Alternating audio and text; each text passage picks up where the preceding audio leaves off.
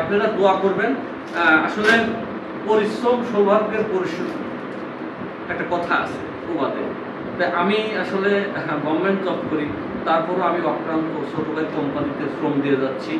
আমি কিন্তু 15 দিনের ছুটিতে আছি, তারপরও বাড়িতে না যে আমি এই যাত্রাবাড়ি আমার গোডাউন আছে, এই গোডাউনে আমি সময় দিচ্ছি। আমি রাত 10টা 12টা 1টার আগে আমি ঘুমাতে পারি। সকাল 9টায় বের হয়ে যাই, সারাদিন আজও চক বাজারে ছিলাম, মৌলভীবাজারে ছিলাম।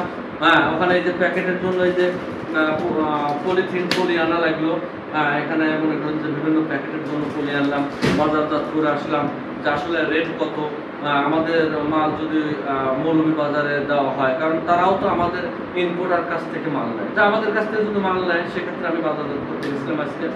তা আপনারা দোয়া করবেন। আমার ছোট ভাই প্রকৌশলী হুমায়ুন কবির ইঞ্জিনিয়ার সাহেব, উনি আরকে ফুড কোম্পানি স্থাপন করছেন।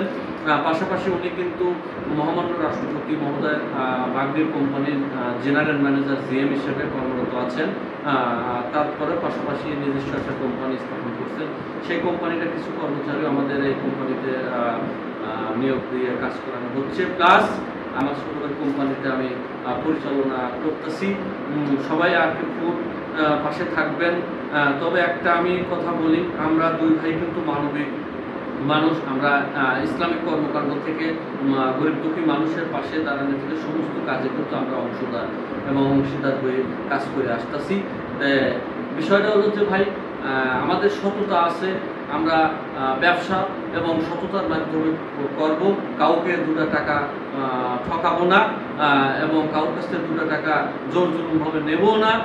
তবে মানুষ আমাদের কাছ থেকে নিয়ে যেন ভালো প্রোডাক্ট নিয়ে আসবো, ভালো জিনিস নিয়ে আসবো, যাতে মানুষ আমাদের এই প্রোডাক্টগুলো খায় এবং আমাদের আরকে ফুডকে সুনামের সাথে যেন অনেক দূর নিয়ে যেতে পারি।